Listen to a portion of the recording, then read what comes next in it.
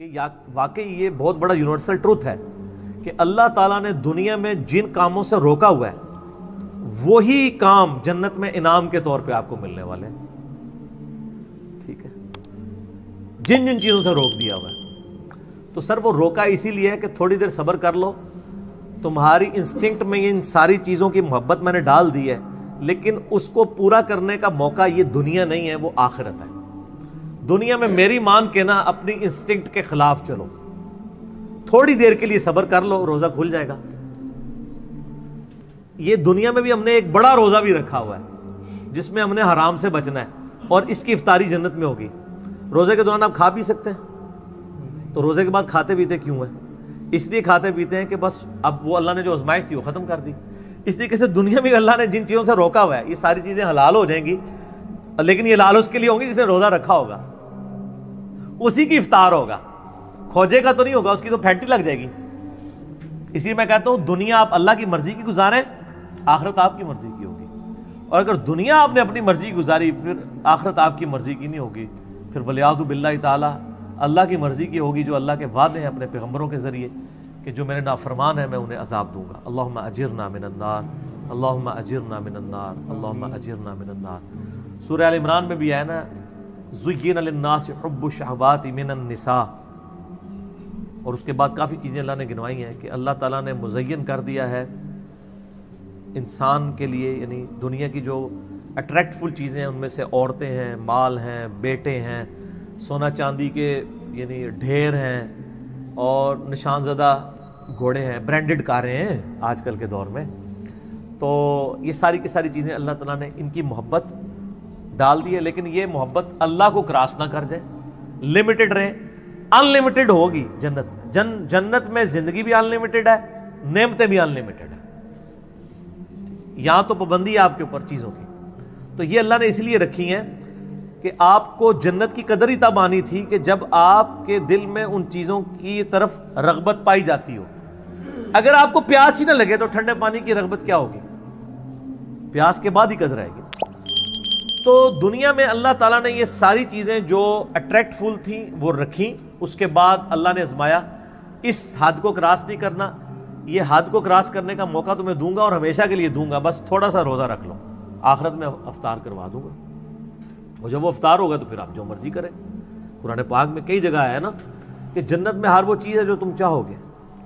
صحیح بخاری مسلم میں حدیث ہے, جنت میں اللہ تعالیٰ فرماتا ہے میں نے اپنے بندوں کے لیے وہ نعمتیں تیار کر رکھی ہیں جو نہ کسی آنکھ نے دیکھی, نہ کسی کان نے سنی, نہ کسی کے دل پہ کھٹکا گزرا. پھر نبی علیہ السلام نے سورہ السجدہ کی آیت تلاوت کی کہ میں نے اپنے بندوں کے لیے ان کی آنکھوں کی ٹھنڈک نعمتیں جنت میں چھپا کے رکھی ہیں. میں اکثر کہتا ہوں کہ انسان کے پاس سب سے بڑی جو خواہش ہے نا انسان کی, نمبر 1 یہ ہے کہ مجھے موت نہ آئے, نمبر 2 مجھے کوئی تکلیف نہ آئے, نمبر 3 میں بوڑھا نہ ہوں, ہمیشہ انجوائے کرتا رہوں ینگ ایج. یہی ہے نا 3 خواہشات. اگر یہ 3 چیزیں دنیا میں آپ کو مل جائیں تو سر خدا کو پھر کس نے رسپانس کرنا ہے؟ آپ سے میں بھی پوچھ لیتا ہوں, اگر آپ کو کوئی مصیبت پریشانی نہ آئے, آپ بوڑھے نہ ہو اور آپ کو موت بھی نہ آئے, تو خدا آپ کی ضرورت ہی نہیں. اور خدا میں یہی کوالٹیز ہیں کہ اس کو موت نہیں آتی ہے, اس پہ کبھی زوال نہیں آتا, اس لیے خدا کسی کا محتاج نہیں ہے نا. ہماری ضرورت خدا ہے لیکن ہم خدا کی ضرورت نہیں ہے. اللہ کہتا ہے میں غنی ہوں. اور جنت میں آپ کو یہ تینوں خواہشات اللہ نے جنت میں جاتے ہی جو آپ کو پہلے سمجھ لینا 3 جو تمغے ملنے ہیں نا وہ یہی ہیں. صحیح مسلم میں حدیث ہے, اعلان ہوگا جنتی ہو تو میں مبارک ہو. جنت میں انٹر ہوتے ہی آج کے بعد کبھی مرو گے نہیں, ہمیشہ زندہ رہو گے. اور بخاری مسلم میں حدیث ہے کہ موت کو مینڈے کی شکل میں میدان محشر میں لا کے قتل کر دیا جائے گا. جنتی خوش ہوں گے کہ اب موت آنی نہیں ہے, اور دوست کی کہیں گے وہ کاش ہمیں موت آ جاتی. دوسری خوشخبری ملے گی, صحیح مسلم میں حدیث میں الفاظ ہیں, آج کے بعد کبھی بوڑھے نہیں ہو گے, ہمیشہ جوان رہو گے. تیسری خوشخبری ملے گی, آج کے بعد کبھی تم بیمار نہیں پڑو گے, ہمیشہ تندرست رہو گے. 30 سال عمر ہوگی ہر جنتی کی اور 30 ہی رہے گی. اور چوتھی خوشخبری اتنی بڑی ہے کہ آج کے بعد اللہ تم سے ناراض نہیں ہوگا, ہمیشہ ہی راضی رہے گا. یعنی جنت میں جو مرضی کرو ناراضگی اللہ کی ہو ہی نہیں سکتی، کیونکہ جنت میں یہاں شراب حرام ہے، وہاں شراب جائز ہے. آپ کون سی نافرمانی دنیا میں سوچ سکتے ہیں، وہ جنت میں آپ کو گارنٹی دیتا ہوں آپ کر سکتے ہیں. تو اللہ نے کہاں سے ناراض ہونا ہے؟ نماز ہی کوئی نہیں. آپ کہیں گے نا دنیا میں سب سے بڑی نافرمانی ہے کہ میں نماز چھوڑ دیں، جنت میں کوئی نماز نہیں ہے. کوئی کہتا ہے شراب سب سے بڑی ہے تو پئیں سر جتنی مرضی پئیں. کوئی کہتا ہے عورت کی طرف رغبت ہے تو سر جتنی مرضی عورتیں. ٹھیک ہو گیا، لیکن یہ روزہ ادھر رکھنا پڑے گا. اور یہ اللہ تعالیٰ نے ویسے آزمائش میں ڈالا ہے، اس میں کوئی شک نہیں ہے. صحیح مسلم میں حدیث ہے کہ نبی علیہ السلام فرماتے ہیں اللہ تعالیٰ نے جنت کو ناگوار چیزوں سے ڈھانپ رکھا ہے. جنت تک پہنچنے کے لیے بڑی ناگواری آپ کو ہوگی، اور دوزخ کو خوشنما چیزوں سے ڈھانپ رکھا ہے. یعنی دوزخ کے اوپر تو کڑگا لگا ہوا ہے، ہر بندے ادھر بڑھے گا، اور جنت والا بندہ سوچے گا 10 بار یار بڑا اوکھا ہے، ایک کون کر سکتا ہے. یہ حدیث مسلم شریف میں. اس کی ایکسپلینیشن ایک حدیث ہے ابو داؤد میں، سنن نسائی کے اندر، سنن ابن ماجہ میں، بڑی ڈیٹیل حدیث ہے. یہ ساری حدیثیں آپ کو مشکات کی تیسری جلد میں جنت والے چیپٹر مل جائیں گی. وہ بڑی مزے کی حدیث ہے کہ اللہ تعالیٰ نے جب جنت کو پیدا فرمایا نا تو حضرت جبرائیل کو کہا ذرا جنت دیکھ کے آؤ. وہ آئے کہتے ہیں یا اللہ کیا بات ہے، مجھے تو نہیں لگتا کوئی بندہ سر دھڑ کی بازی نہ لگا دے جنت میں پہنچنے کے لیے. مجھے لگتا ہے یہ سارے لوگ ہی جنت میں پہنچ جائیں گے کیونکہ جگہ ہی بڑی زبردست ہے. اللہ نے فرمایا اچھا. پھر اللہ نے جنت کو ناگوار چیزوں سے ڈھانپ دیا. دنیا میں نمازوں کی مشقت، بیوی بچے ماں باپ کے ساتھ اس نے سلوک کی مشقت، حلال و حرام کے فرق کی مشقت، روزوں کی مشقت، کتنی مشقتیں ہیں، شریعت کی پابندیاں. اللہ نے فرمایا آپ جا کے ذرا جبرائیل دیکھو. واپس ہے، انہوں نے کہا اللہ تیری عزت کی قسم مجھے نہیں لگتا کوئی بندہ جنت میں پہنچنے میں کامیاب ہوگا، اتنی ہرڈلز رکھ دی ہیں تو نے. اللہ نے فرمایا اچھا آپ دوزخ کو دیکھو. دوزخ کے کہتے ہیں یا اللہ تیری عزت کی قسم کوئی بندہ بھول کے بھی کوشش نہیں کرے گا کوئی ایسا کام کرے کہ ادھر آئے، یہ تو بڑا عذاب ہے. پھر اللہ تعالیٰ نے دوزخ کو ڈھانپ دیا دنیا کی خوشنما چیزوں سے، اٹریکٹفل چیزوں سے، شہوات سے. کہا جبرائیل آپ دیکھو. دیکھ کے انہوں نے کہا یا اللہ مجھے نہیں لگتا کوئی بندہ دوزخ سے بچ پائے گا، کیونکہ ہر راستہ ہی دوزخ کی طرف لے جانے والا ہے، جتنے بھی اٹریکٹفل جو ہماری انسٹنکٹ میں اٹریکٹفل ہے. لیکن سب تھوڑا سا روزہ رکھ لیں سب کچھ ختم ہو جائے گا. صحیح مسلم میں حدیث ہے اللہ تعالیٰ دنیا میں جس نے یاشی کی زندگی گزاری ہوگی نا، قیامت والے دن اللہ تعالیٰ نا اس کو بلوائے گا اور کہے گا فرشتوں ذرا اسے ایک پھیرا لگاؤ نا دوزخ کا، کیونکہ دنیا میں بڑا کہا گیا ایک ہی پھیرا لگنا ہے. کہتے ہیں نا لوگ. سورہ فرقان میں اللہ فرماتا ہے کہ دوزخ تھوڑی دیر کے لیے ہو یا زیادہ دیر کے لیے بڑی بری جگہ ہے رہنے کی. یہ مسلمان ہے جو بدماشی کے ساتھ کہتا خیر ایک پھیرا ہی لگے گا، اور حالت اس کی یہ ہے کہ موم بتی کے فلیم میں 10 سیکنڈ کے لیے یہ ہاتھ نہیں رکھ سکتا. اور بخاری مسلم کی حدیث ہے کہ آخرت کی آگ دنیا کی آگ سے 70 گنا زیادہ تیز ہے، اور جس کی یہ اوقات ہے کہ وہ دنیا کی آگ کے اوپر صرف ہاتھ نہیں فلیم کے اوپر رکھ سکتا، وہ آگ کے اندر جلنے کے لیے تیار ہو جائے. تو یہ کہانیاں صرف اپنے آپ کو کرائی نہیں ہے انہوں نے. دنیا میں کسی کہا جائے نا کہ فجر چھوڑنے میں فجر سے زور تک 10x10 کے ایسے کمرے میں آپ کو قید کیا جائے گا کہ جس میں 100 کوبرا سانپ ہوں گے، 100 بچھو ہوں گے، 100 اژدھے ہوں گے، لیکن ایک ہی پھیرا لگے گا ایک نماز کے پیچھے. فجر کے پیچھے فجر سے زور، زور کے پیچھے زور سے اثر، اور جتنے دنوں کی نمازیں ہیں اتنے دن لگے گا. کچھ سوچ سکتا ہے؟ اس لیے کہ ہم نے امیجن کیا ہوا ہے.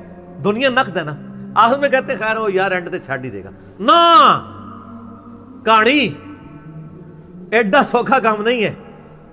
اچھا وہ مسلم شریف کے الفاظ ہیں، اللہ ہمارے کا ذرا اس کو لگاؤ نا دوزخ کا ایک پھیرا جس نے دنیا میں بڑی عیاشی کی ہے.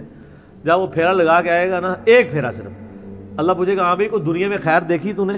اور کہے گا یا اللہ تیری عزت کی قسم میں نے تو دنیا میں کوئی خیر کا ایک دن بھی نہیں گزارا. وہ پوری زندگی کی یاشی کافور ہو جائے گی ایک پھیرے پہ.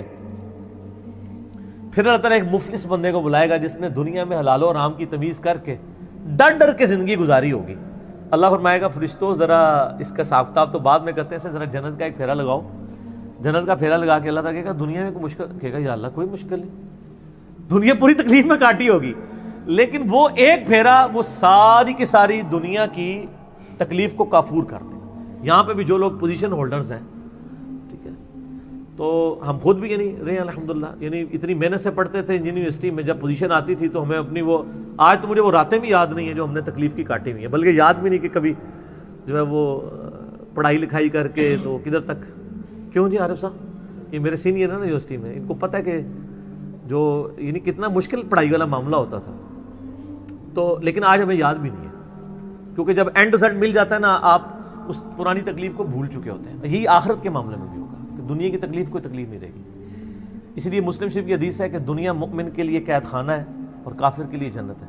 قید خانے میں تو یاشی نہیں ہوتی سر.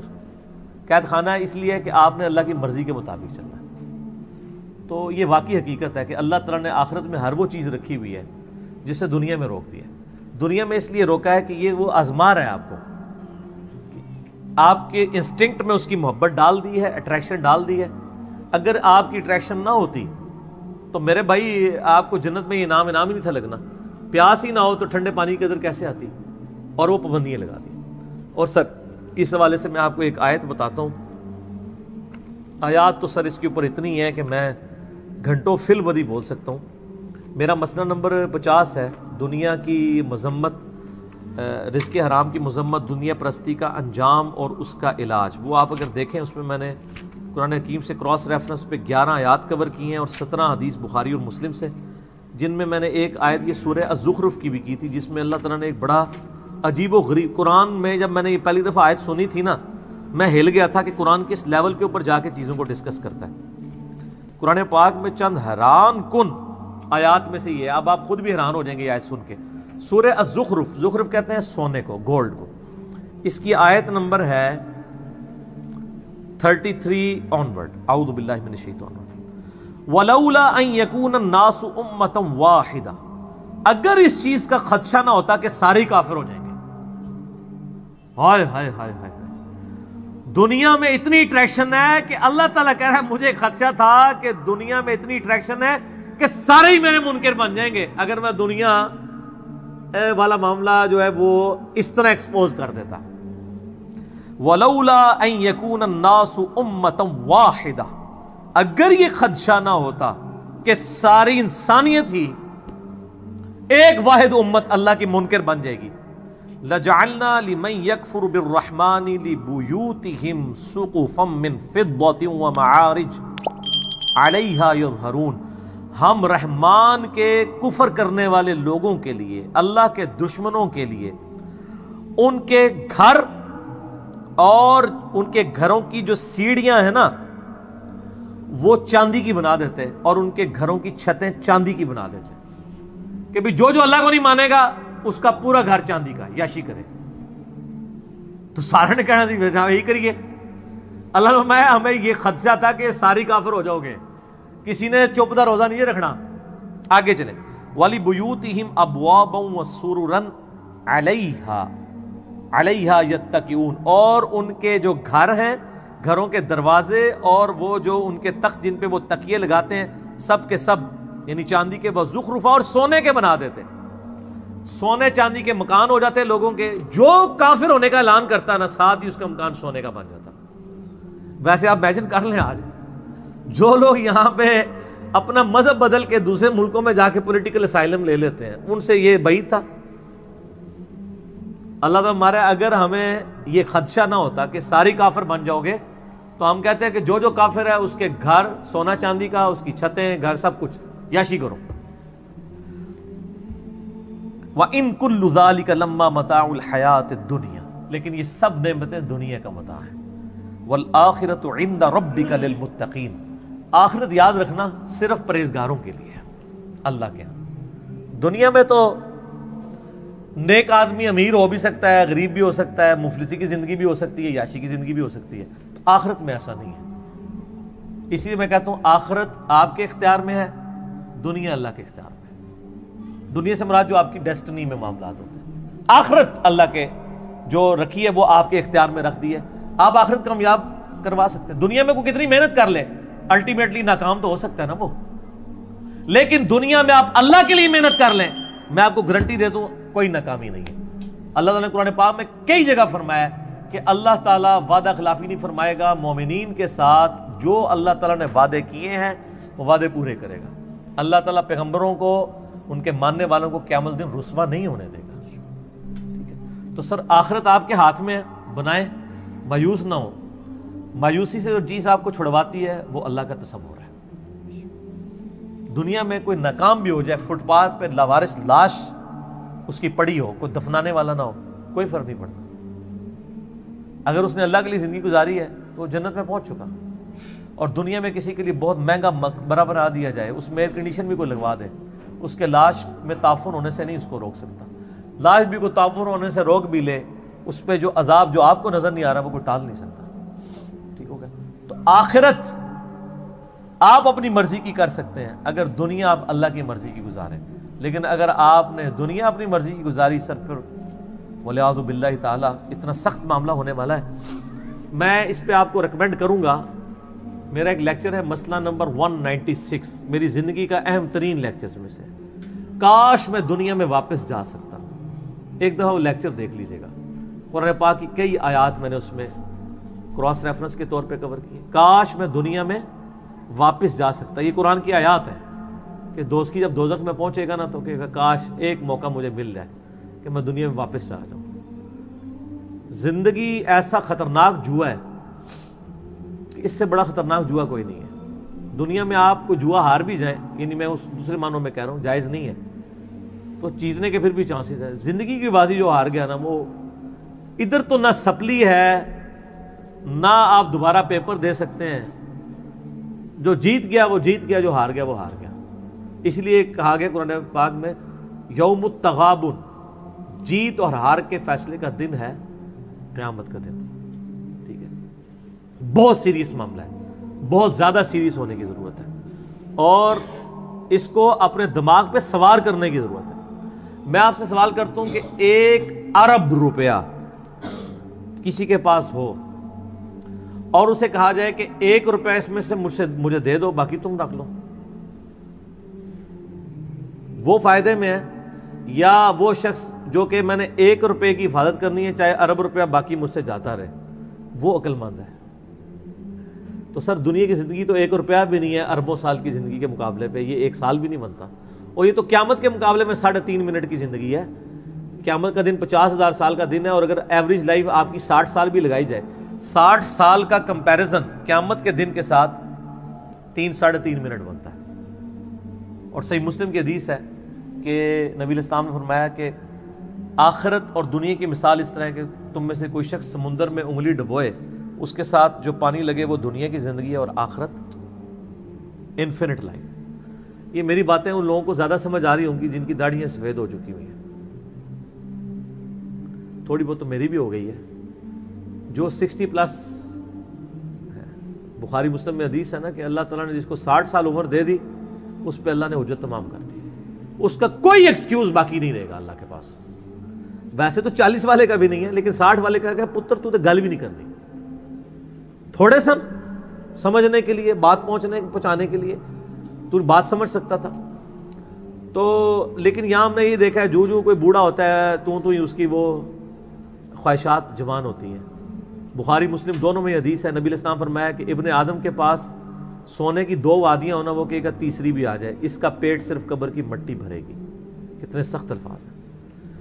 پھر نبی علیہ السلام کی ایک حدیث بخاری مسلم دونوں میں آپ نے تلاوت کی الہاکم التکاثر حتی زرتم المقابر. ٹھیک ہے، یہ آپ نے آیات تلاوت کی. پھر آپ نے فرمایا انسان کہتا ہے میرا مال میرا مال میرا مال. اوے تیرا مال تو وہ ہے جو تو نے کھا پی لیا یا پہن کر بوسیدہ کر لیا یا اللہ کی راہ میں خرچ کر کے آخرت کے لیے محفوظ کر لیا، باقی تو تیرے ورثاء کا مال ہے.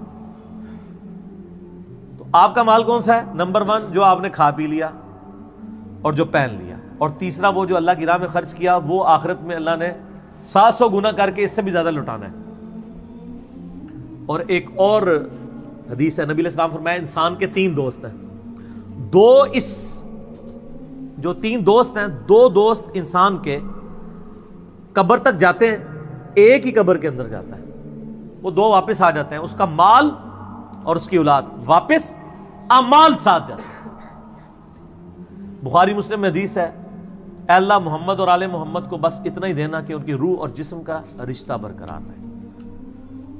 سر وہ جو آج حدیث بھی ہے سورہ تحریم میں، بخاری مسلم میں الفاظ ہیں حضرت عمر حضور کو ملنے کے لیے گئے، جسم پہ چٹائی کے نشانات تھے، رونا شروع کر دیا کہ کیسر و کسرا دنیا کے مزے لوٹ رہے ہیں اور آپ اللہ کے پیغمبر ہو کے اس فقر کی زندگی میں. آپ فرمایا لگتا ہے عمر تیرے پہ حقیقت دنیا کی ابھی بھی نہیں کھلی.